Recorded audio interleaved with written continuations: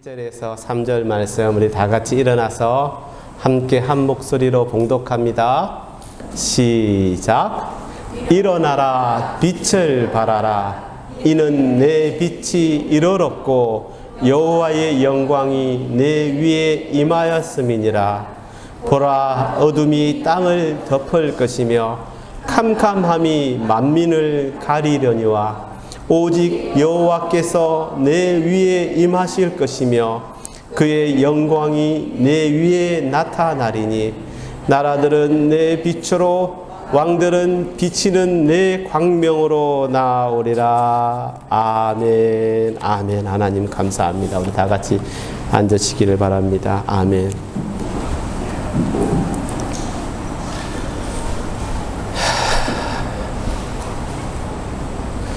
오늘 말씀은 우리를 빛되게 하시기 위해서 오신 예수 그리스도를 생각하면서 그 말씀을 준비하였습니다.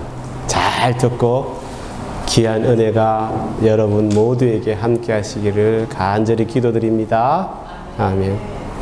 자, 우리 성경 말씀 한 절 보면서 시작합니다. 고린도후서 3장 16절 말씀입니다. 그러나 언제든지 주께로 돌아가면 그 수건이 벗어지리라. 고린도후서 3장에 있는 말씀. 언제든지 주께로 돌아가면 그 수건이 벗겨지리라 라고 바울이 말씀하였습니다. 여러분, 이 말씀을 들을 때 어떤 감동이 막 벅차오르지 않습니까? 사도 바울은 이 말씀을 하면서 그 마음이 어땠을까? 정말 주님 앞에 서게 되면 우리가 그동안 하나님의 영광을 보지 못해서 우리 눈을 가리고 있던 그 수건이 벗겨진다고, 지금 여러분의 눈을 가리고 있는, 그래서 주님을 알아보지 못하는 그 마음의 그 수건이 벗겨진다라고 정말 간절한 마음으로 외치고 있는 것입니다. 그것을 정말 진정 체험한 바울은 자기의 같은 민족, 사랑하는 이스라엘 민족을 향해서, 그리고 고린도에 있는 그 많은 이스라엘 민족과 성도들을 향해서 아직도 그 눈앞에 가려진 뭔가의 베일이 있어서 주님의 말씀을 받아들이지 못하는 그 형제들에게 언제든지 그 주님 앞에 진정으로 돌아가면은 그 눈앞에 가려있던 아무것도 알지 못하고 누구인지 느끼지 못하는 그 수건이 다 벗겨진다라고 그렇게 외치고 있는 말씀입니다. 여러분, 이 감동이 느껴지지 않으십니까? 오늘 이 말씀에 정말 함축된 온전한 의미를 오늘 유심히 살펴보는 시간이 되기를 바랍니다. 예수님께서 신약 성경을 보다 보면 예수님께서 우리에게 정말 아주 깜짝 놀랄 만한 질문을 하셨는데, 오늘날 우리는 그 질문을 그냥 무시하고 그냥 스르륵 지나갈 때가 얼마나 많은지 모릅니다. 그 질문은 이것입니다. 누가복음 말씀, 누가복음 6장 46절 말씀입니다. 너희는 나를 불러 주여 주여 하면서도 어찌하여 내가 말하는 것을 행하지 아니하느냐. 너희는 나를 보면서 주여 주여 이렇게 말하면서도 어찌하여 내가 너희들에게 말한 것을 행하지 아니하느냐라고 말씀하고 있습니다. 여러분, 예수님을 따르던 이스라엘 백성들조차도 그 예수님이 누구인지를 알았습니다. 그들이 여기서 주라고 말할 때 이 주가 헬라어로 말하면은 큐리오스라고 말하면서, 자, 이 말의 뜻은 뭔지 아십니까? 최고의 권위자를 말합니다. 오늘 집사님께서 기도하시면서도 분명히 말씀하셨는데, 네, 권위자, 최고의 권위자. 여러분, 이 권위자는 뭘 말하냐면요, 모든 것을 소유하고 있는 그 소유권의 의미를 담고 있는 말이 Curious, 오 주님, 우리가 주님 하고 말할 때는 예수님을 그런 마음으로 부르는 것을 말하는 것입니다. 네, 그렇습니다. 주님은 창조주의자 그리고 통치자이시며 이 온 우주의 주님이신 최고의 권위자로서 그리고 우리 사람들을 만드셨습니다. 그리고 처음에 그 사람을 인하여 에덴 동산에 두시고 그리고 그 권위를 우리에게 허락해 위임하셨습니다. 잘 알고 있지 않습니까? 그런데 어떻게 되었습니까? 아담과 하와가 죄를 지음으로 인해서 그 위에 모든 많은 사람들이 그렇게 하나님으로부터 위임받았던 이 땅의 통치권을 사탄에게 넘겨주고 말았습니다. 성경에 나옵니다. 여러분 누가복음 4장을 보면요, 예수님을 시험하던 사탄이 그 모든 권위와 영광이 내 것이라고 말하고 있습니다. 누가복음 4장 6절 말씀. 이르되 모든 권위와 그 영광을 내가 내게 주리라. 이것은 내게 넘겨준 것이므로 내가 원하는 자에게 주노라. 누가 한 말이라고요? 사탄이 지금 예수님 앞에서 한 말입니다. 예, 그 권위가 원래는 너희 것이었는데 결국에는 내게로 와버렸어. 그리고 지금은 내 것이야. 하지만 예수 지금 내 말을 들면은 내가 이 권위를 너에게 넘겨줄게 라고 시험하였던 것입니다. 그렇게 사탄에게 넘어갔던 그 권위가 다시 우리에게로 돌아올 수 있게 되었습니다. 예, 인간의 몸으로 이 땅에 태어나신 예수 그리스도는, 우리 주님은 이 십자가를 통하여 그렇게 잃어버렸던 것을 다시 찾으셨습니다. 그리고 나서 우리 모든, 그 위에 모든 그리스도인들에게 선택의 기회를 부여하셨습니다. 여러분, 다시 우리가 선택할 수 있는 선택권을 받게 되었다는 것입니다. 그러니 이제 우리에게는 우리의 모든 삶을 주님께 내어 드리거나 아니면 계속 내가 꽉 쥐고 있으면서 잃어버린 세상, 죽어가는 세상의 지배를 받으며 살아가거나입니다. 여러분, 여기서 중간지대, 제3의 지대는 없습니다. 어떤 사람은 정말 그렇게 양쪽으로 발 거치고 여기 갔다 저기 갔다 하면 되지, 결정적으로 이쪽으로 와서 주님 앞에 있으면 나중에 천국 갈 거야 라고 말하지만 아닙니다. 제가 계속 말씀드리겠지만 절대로 중간지대는 없습니다. 너희는 나를 주여 주여 하면서도 어찌하여 내가 말하는 것을 행하지 아니하냐는 이 주님의 질문에 정말 온전하게 정확한 대답을 하지 못한다면 하나님을 경외하지 않고 주님으로 공경해 드리지도 못하는 그 삶으로 인해서 어떤 자로 전락하는 줄 아십니까? 불경건함의 열매를 맺게 되는 자로 전락할 수 있게 된다는 것입니다. 그러나 주님을 경외한다면, 그 주님을 왕이요 주권자이신 그 하나님의 권위에 온전히 나아간다면 복종하는 자가 될 것입니다. 그 사실로 인하여 하나님은 그 사람을 제한 없이 완전히 소유하게 될 것이고, 그리고 그는 오로지 주님께 복종하는 자로, 복종하는 종으로 서게 될 것입니다. 여러분, 우리 성경을 보십시오.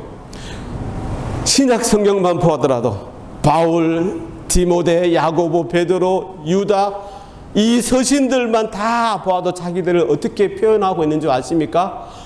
종으로 자기들을 표현하고 있습니다. 여러분, 사도 바울만 보더라도 바울이 그가 가는 곳마다 속박과 환난의 고난이 있었지만 그는 담대하게 그 길로 나아갔습니다. 그 이유가 이것이었던 것입니다. 나는 나를 그렇게 인도하시는 주님의 종이다. 그 스스로 아무것도 주장할 수 없는 오직 주님의 종이라고 인정함으로 바울은 주님의 뜻에 따라 그렇게 핍박과 고난이 있을 줄 알면서도 성령님에 이끌려 그 길을 걸어간 것입니다. 자기의 삶에 대한 모든 것을, 무조건적인 모든 소유권을 주님께 다 내어드리고 그렇게 나아간 것입니다. 사도 바울은 그가 만날 그 극심한 고난 앞에서 이렇게 고백하였습니다. 사도행전 20장 24절 말씀. 내가 달려갈 길과 주 예수께 받은 사명 곧 하나님의 은혜의 복음을 증언하는 일을 마치려 하면은 나의 생명조차 조금도 귀한 것으로 여기지 아니하노라라고 고백합니다. 사랑하는 여러분, 이처럼 우리 아버지 하나님에 대한 사랑과 거룩한 경외심이 우리에게 반드시 있어야만 하나님의 주권 아래에서 복종하는 종이 될 수가 있습니다. 여러분, 이걸 갖고 우리는 어떻게 말하냐면요, 온전한 헌신이라고 말하는 것입니다. 온전한 헌신이란 이것입니다.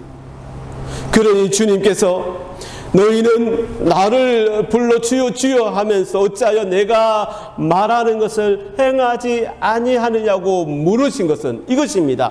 너희가 계속 너희 삶의 주인 행세를 하고 있으면서 나를 주라고 부름으로 스스로를 속이지 말아라 라고 말씀하신 것입니다. 여러분, 이게 무엇입니까? 자기 기만인 것입니다. 자기 기만이 우리에게 얼마나 많은지, 성경 속에서 이 자기 기만에 대한 예를 찾다가 사울 왕의 삶을 보았습니다. 아마 사울 왕의 이 삶이 이런 자기 기만에 대하여 너무나 잘 보여주고 있습니다. 여호와 하나님은 당시 그 사무엘 선지자를 통하여 사울에게 한 명령을 내리셨습니다. 그것은 이제 군대를 모아서 아말렉을 치러 가라. 그러면 승리할 수 있게 할 것인데, 아말렉을 칠 때 살아 숨쉬는 모든 사람들, 남자와 여자와 어린 아이까지, 그리고 심지어 동물들까지 모두 어떻게 하라고? 멸하라고 그렇게 명령하셨습니다. 사울왕은 사무엘의 그 명령에, 사무엘이 말하는 하나님의 명령에 아멘 하고 순종하며 나아갔습니다. 그리고 정말 전쟁에서 승리하였습니다. 그리고 하나님 말씀대로 모든 사람들을, 모든 동물들을 다 멸하였습니다. 그러나 승리하고 나서 뭔가 생각이 바뀌었는지 아말렉 왕은 살려주었습니다. 그리고 모든 동물들은 죽였는데, 생각해보니 이 기쁜 일로 인하여 하나님께 제사를 드릴 그 제물, 튼실한 어린 양 그리고 소 몇 마리를 살려 놓아야 되겠다라고 생각하고 살려 놓았습니다.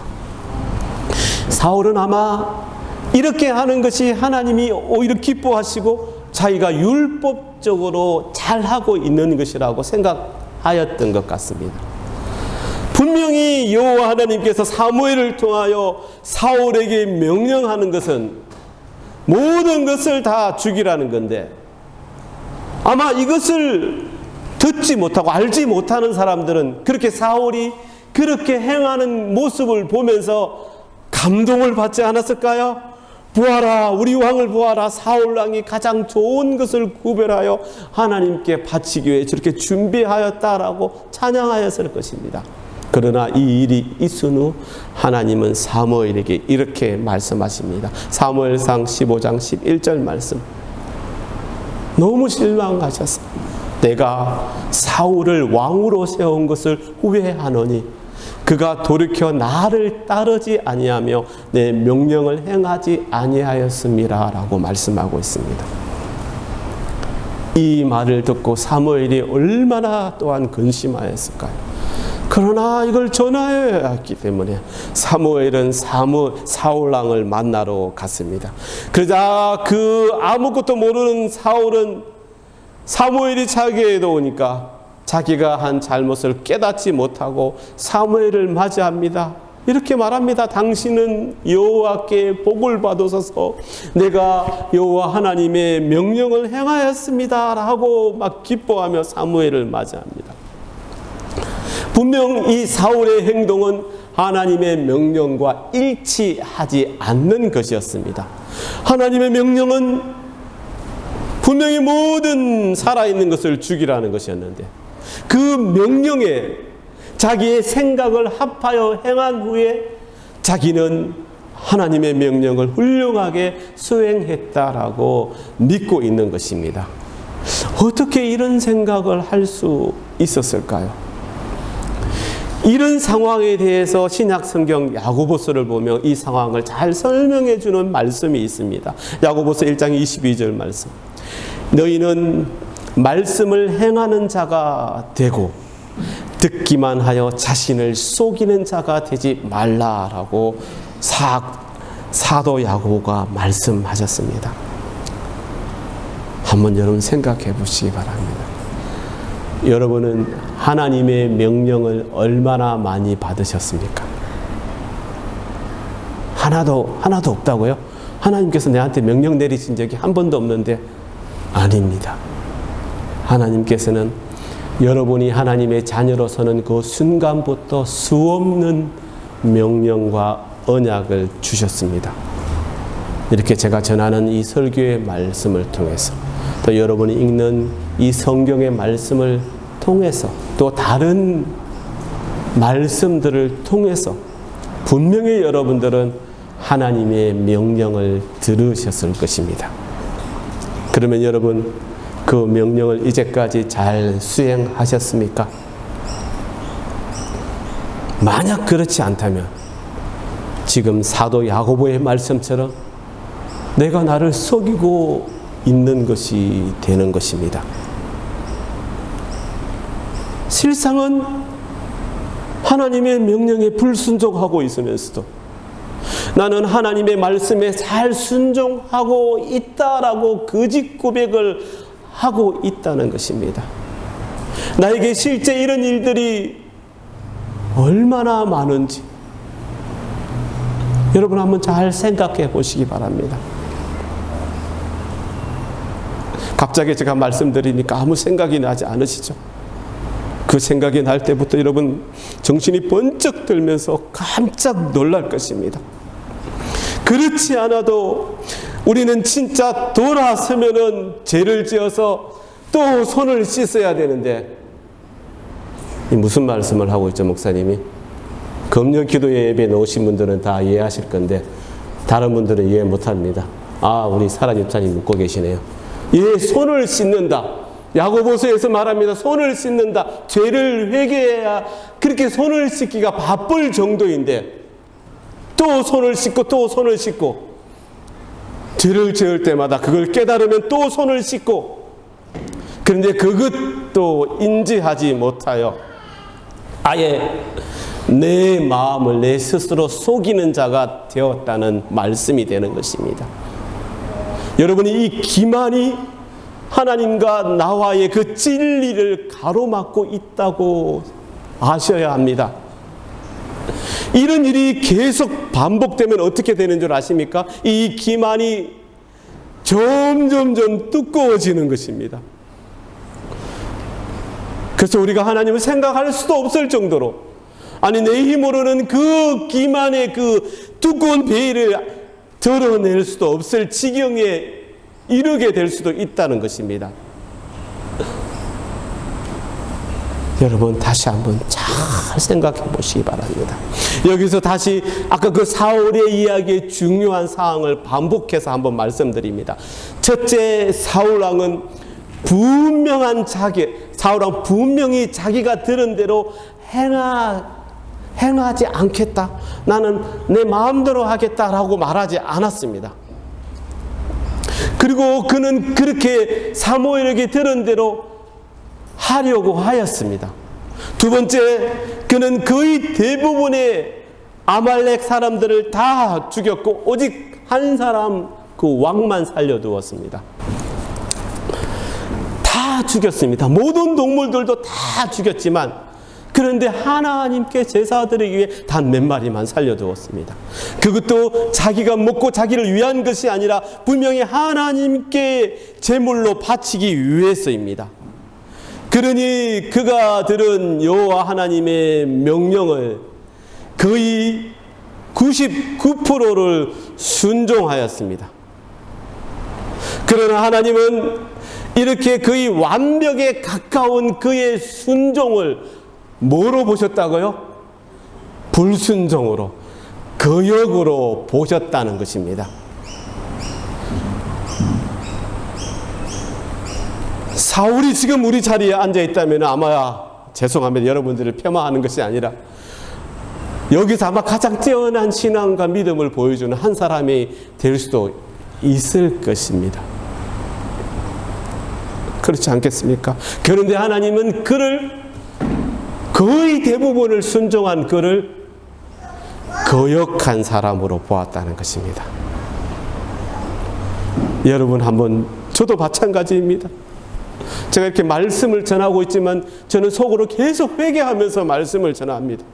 저도 마찬가지이기 때문에 우리를 한번, 나를 한번 돌아볼 때 내가 진짜 하나님께서 나에게 하신 그 명령에 얼마나 순종하고 그 명령을 잘 듣고 있는지, 이걸 몇 프로 정도로 할까 하다가 제가 이게 50%로 써놨는데 50%나 제대로 순종하고 있는지, 아니 어쩌다가 남들이 다 할 정도로 정말 기가 막힌 거 하나 순종하는 것처럼 보여졌는데, 그래서 나는 정말 하나님의 말씀에 순종하는 종이다라고 그렇게 자처하고 있지는 않는지, 우리가 분명히 알아야 할 사실은 그런 부분적인 순종 또는 내가 잘 할 수 있는 선택적인 순종은, 이건 어떤 것이냐면요, 오히려 아버지 하나님의 그 건의에 반항하는 것과 똑같은 것이 될 수 있다라는 사실을 여러분 아셔야 합니다. 왜 그렇게 되냐고요? 하나님을 두려워하는 마음이 부족하기 때문에.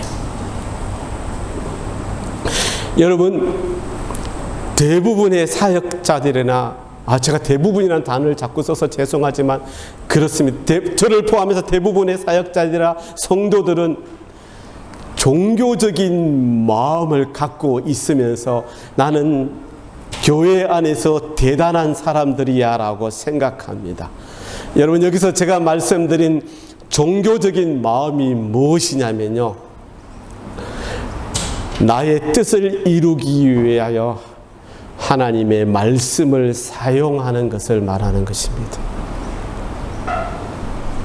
사울이 그랬던 것입니다.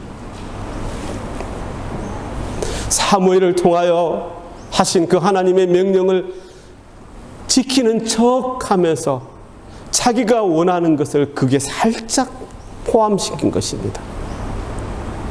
하나님만 바라보며 위하지도 않고 그 순간 다른 무언가에 눈을 돌린 것입니다.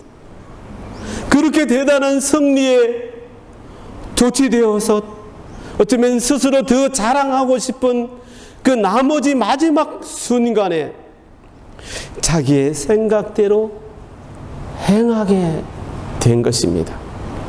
여러분, 이게 뭘 말하는 것이냐면요, 여호와 하나님의 영원한 그 절대적인 주권을 인정하지 않을 때 나오는 모습이 되는 것입니다. 여호와 하나님께서 얼마나 위대하시며 언제나 우리가 두렵고 떨리는 마음으로 나아가야 하는 존재라는 사실을 잊어버릴 때 나오는 말씀이, 모습이 되는 것입니다. 제가 아까 처음에 읽어드린 사도 야고보의 말씀, 야고보서 말씀 한 번 더 봅니다. 1장 22절에서 24절 말씀까지 좀 넓게. 너희는 말씀을 행하는 자가 되고 듣기만 하여 자신을 속이는 자가 되지 말라. 누구든지 말씀을 듣고 행하지 아니하면 그가 거울로 자기의 생긴 얼굴을 보는 사람과 같아서 제 자신을 보고 가서 그 모습이 어땠는지를 곧 잊어버리거니와 라고 말씀하고 있습니다.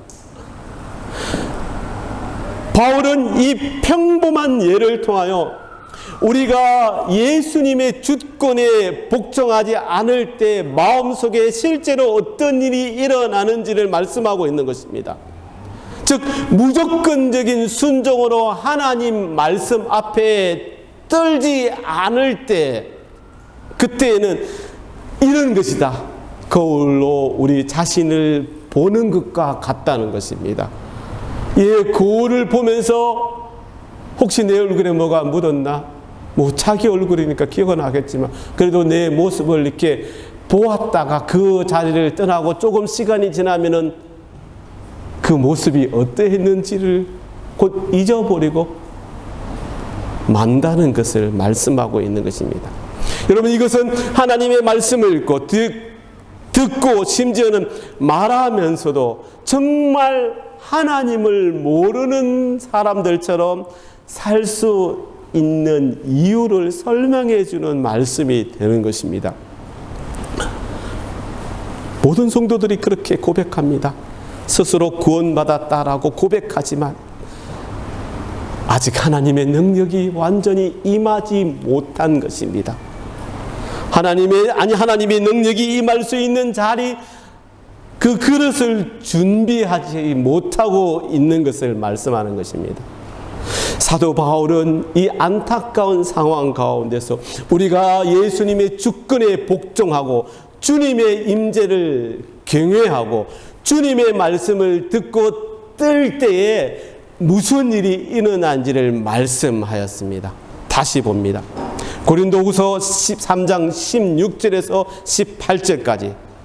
그러나 언제든지 주께로 돌아가면 그 수건이 벗어지리라. 주는 영이시니 주의 영이 계신 곳에는 자유가 있느니라. 우리가 다 수건을 벗은 얼굴로 거울을 보는 것 같이 주의 영광을 보매 그와 같은 형상으로 변화하여 영광에서 영광에 이르니 곧 주의 영광으로 말미암음이니라. 아멘. 바울은 여기에서 야고보처럼 거울 보는 것을 비유로 사용하였습니다.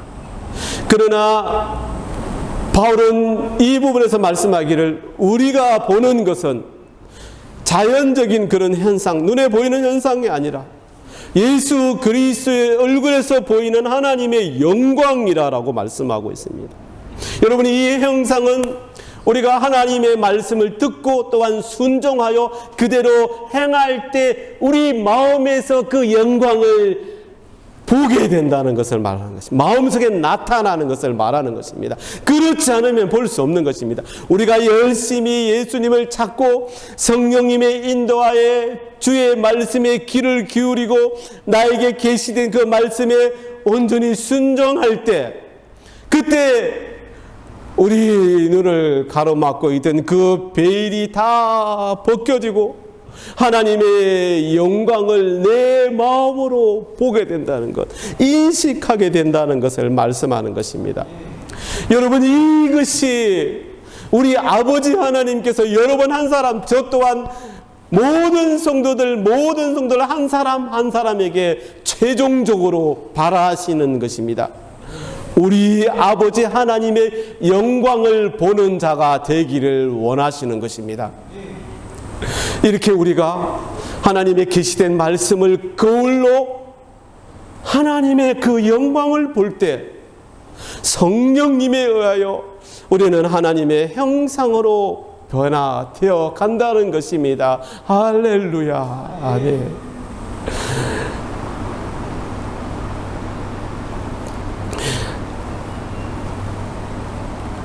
하나님 앞에 서서 여러분의 자신을 볼 때에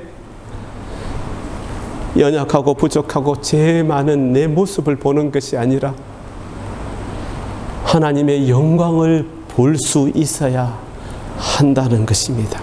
그렇게 하나님의 영광을 보는 자가 되어야 한다는 것을 말씀하는 것입니다.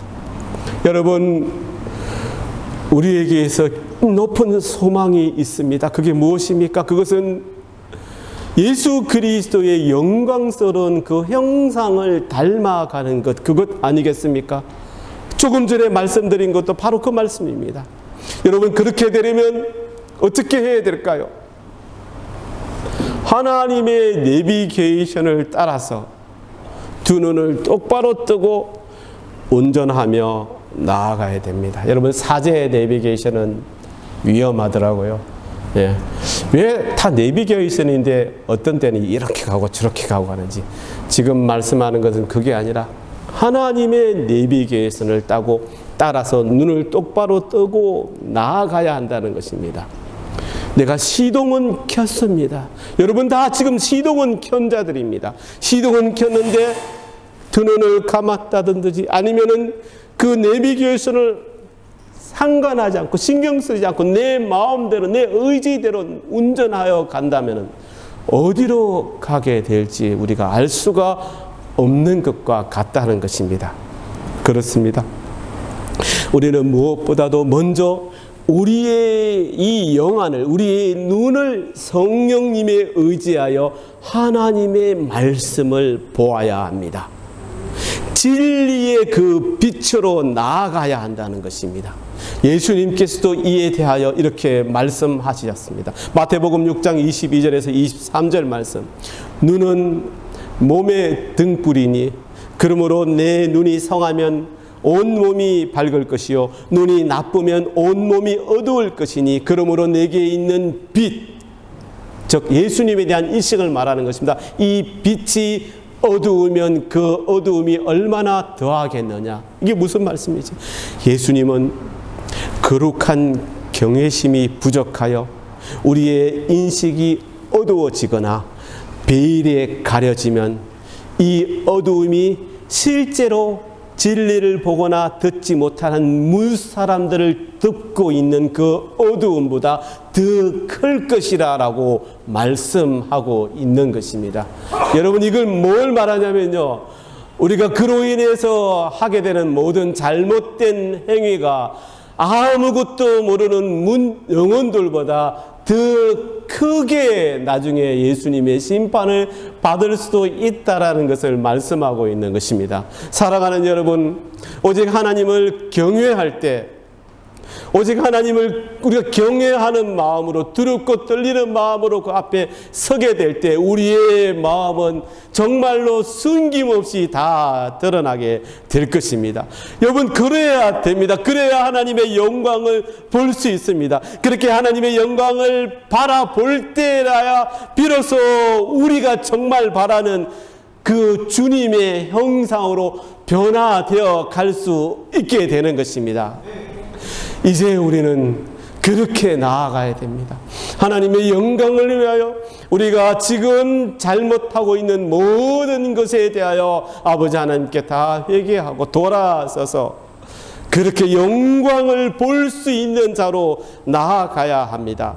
그럴 때야 진정으로 우리는 하나님의 온전한 성도가 되고 하나님의 주님의 그 영광스러운 형상으로 변화되어 가는 것입니다. 그렇게 하여 우리는 하나님께 영광을 돌리는 자가 되어야 합니다. 두렵고 떨리는 마음으로 계속해서 주님의 형상을 닮아갑시다. 그래야 할 때 우리는 마침내 이 어두운 세상을 비추는 빛이 될 것입니다. 이것은 하나님의 신실한 교회가 마지막 때에 나타내게 될 두려운 영광을 말씀하고 있는 것입니다. 하나님의 신실한 교회들만 나타나게 될 주님의 빛이 비치게 될 그 영광을 말씀하고 있는 것입니다. 이 변화가 점진적으로 확대되어서 여러분을 통하여 그 빛이 비치어 그 빛이 점진적으로 확대되어서 죄인들이, 문영혼들이 그 빛을 보고 주님께로 이끌릴 정도로 우리 안에 있는 이 하나님의 영광이 어떻게 강력하게 나타날 것인지를 이사야가 선포한 것입니다. 그것이 오늘 본문의 말씀입니다. 우리 다 같이 한번 읽어봅니다. 오늘 본문의 말씀 시작. 일어나라, 빛을 발하라. 이는 내 빛이 이르렀고 여호와의 영광이 내 위에 임하였음이니라. 보라, 어둠이 땅을 덮을 것이며 캄캄함이 만민을 가리려니와 오직 여호와께서 내 위에 임하실 것이며 그의 영광이 내 위에 나타나리니 나라들은 내 빛으로 왕들은 비치는 내 광명으로 나오리라. 아멘. 우리 아버지 하나님은 이 땅에서 당신의 영광을 나타내실 것입니다. 이 일을 어떻게 하실 것인지를 말씀을 통하여 분명히 말씀해 주고 계십니다. 시편 37편 3절에서 6절 말씀. 여호와를 의뢰하고 선을 행하라. 땅에 머무는 동안 그의 성실을 먹을거리로 삼을지어다. 또 여호와를 기뻐하라. 그가 내 마음의 소원을 너에게 이루어 주시로다. 내 길을 여호와께 맡기라. 그를 의지하면 그가 이루시고 내 의를 빛같이 나타내시며 내 공의를 정오의 빛같이 하시리로다. 아멘. 이제 마칩니다. 사랑하는 우리 주님 사랑교회 성도 여러분, 우리 아버지 하나님께서는 우리 모두를 당신의 빛으로 사용하시기를 원하십니다. 주의 빛으로 서는 것입니다. 이것이 아버지 하나님이 우리를 향하신 궁극적인 목적입니다. 언제나 두렵고 떨리는 마음으로 오직 주님께서 인도하시는 그 길로 나아가 불의한 자를 어려운 자로 거듭나게 하신 그 하나님의 은혜로 말미암아 우리의 의가 정오의 빛같이 주의 빛으로 시험받게 되는 저와 여러분 모두와 우리 주님 사랑교회 모든 성도님들이 되시기를 우리 주님의 이름으로 간절히 기도드립니다. 아멘. 기도합니다. 하나님,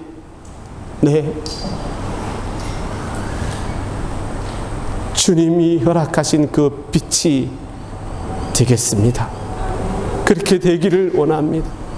그러나 내 힘으로 할 수 없음을 또한 고백합니다. 성령님, 내 안에 충만하게 임재하소서. 성령님이 내 안에 충만하게 임재하시는 것은 내가 성령님께 하나님의 말씀에 온전히 순종하는 것임을 이 시간 또 깨닫게 하여 주시옵소서. 그리하여 주님의 영광을 보는 자가 되어서 점차 주님의 형상으로 닮아가서 주의 빛으로 서는 저희들이 되게 인도하여 주시옵소서. 주님 사랑합니다. 아버지 하나님 감사합니다. 예수님의 이름으로 기도드립니다. 아멘.